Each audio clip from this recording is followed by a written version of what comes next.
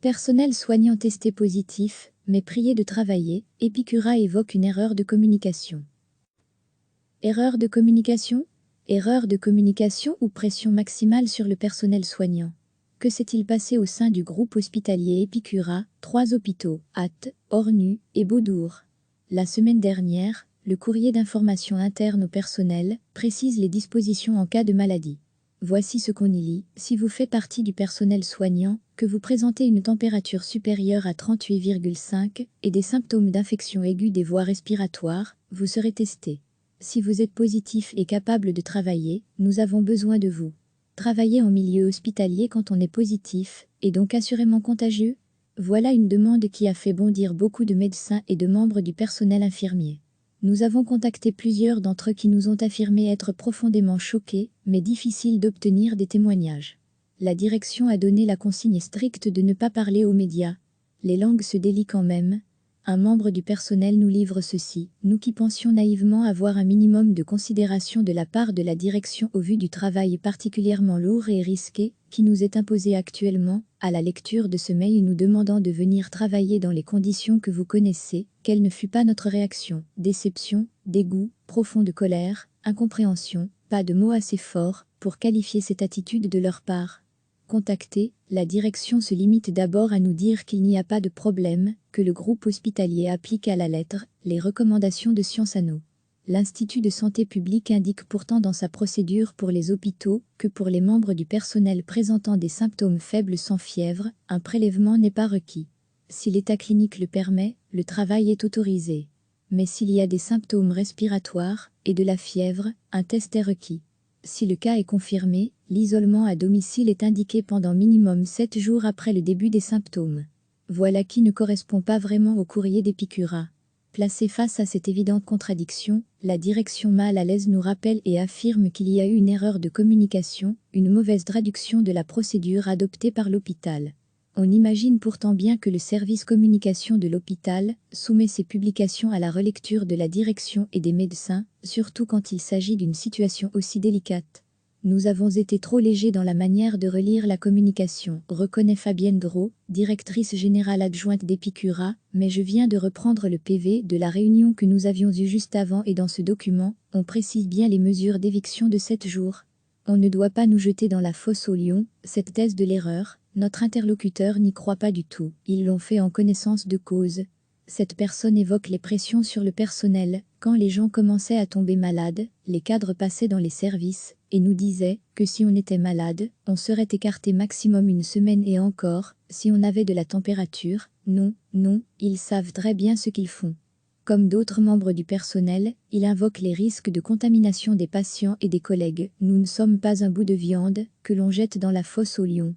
Quelle que soit l'origine de cette communication, elle a créé l'émoi au sein du personnel. La direction devrait rappeler la procédure prévue par Sciences Anno. En attendant, des membres du personnel testés positifs sont-ils venus travailler dans les hôpitaux? Il semble impossible de répondre à cette question. Recevez chaque matin l'essentiel de l'actualité. Erreur de communication ou pression maximale sur le personnel soignant? Que s'est-il passé au sein du groupe hospitalier Epicura, 3 hôpitaux, Ath, Ornu et Beaudour? La semaine dernière, le courrier d'information interne au personnel précise les dispositions en cas de maladie. Voici ce qu'on y lit. Si vous faites partie du personnel soignant, que vous présentez une température supérieure à 38,5 et des symptômes d'infection aiguë des voies respiratoires, vous serez testé. Si vous êtes positif et capable de travailler, nous avons besoin de vous. Travailler en milieu hospitalier quand on est positif, et donc assurément contagieux? Voilà une demande qui a fait bondir beaucoup de médecins et de membres du personnel infirmier. Nous avons contacté plusieurs d'entre eux qui nous ont affirmé être profondément choqués, mais difficile d'obtenir des témoignages. La direction a donné la consigne stricte de ne pas parler aux médias. Les langues se délient quand même. Un membre du personnel nous livre ceci, nous qui pensions naïvement avoir un minimum de considération de la part de la direction au vu du travail particulièrement lourd et risqué, qui nous est imposé actuellement, à la lecture de ce mail nous demandant de venir travailler dans les conditions que vous connaissez, quelle ne fut pas notre réaction? Déception, dégoût, profonde colère, incompréhension, pas de mots assez forts pour qualifier cette attitude de leur part. Erreur de communication? Contacté, la direction se limite d'abord à nous dire qu'il n'y a pas de problème, que le groupe hospitalier applique à la lettre les recommandations de Sciences Anno.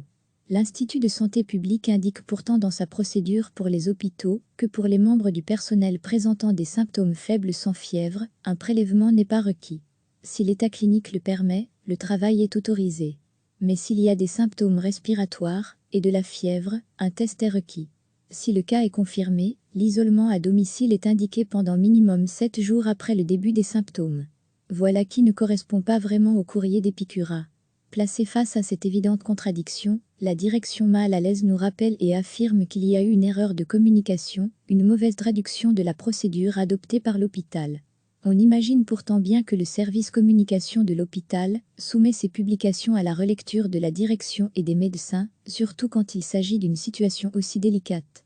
Nous avons été trop légers dans la manière de relire la communication, reconnaît Fabienne Drault, directrice générale adjointe d'Epicura, mais je viens de reprendre le PV de la réunion que nous avions eue juste avant et dans ce document, on précise bien les mesures d'éviction de 7 jours. On ne doit pas nous jeter dans la fosse aux lions, cette thèse de l'erreur, notre interlocuteur n'y croit pas du tout, ils l'ont fait en connaissance de cause. Cette personne évoque les pressions sur le personnel, quand les gens commençaient à tomber malades, les cadres passaient dans les services, et nous disaient que si on était malade, on serait écarté maximum une semaine et encore, si on avait de la température, non, ils savent très bien ce qu'ils font. Comme d'autres membres du personnel, il invoque les risques de contamination des patients et des collègues. Nous ne sommes pas un bout de viande que l'on jette dans la fosse aux lions. Quelle que soit l'origine de cette communication, elle a créé l'émoi au sein du personnel. La direction devrait rappeler la procédure prévue par Sciences Anno. En attendant, des membres du personnel testés positifs sont-ils venus travailler dans les hôpitaux? Il semble impossible de répondre à cette question. Cliquez sur s'abonner pour recevoir les dernières nouvelles.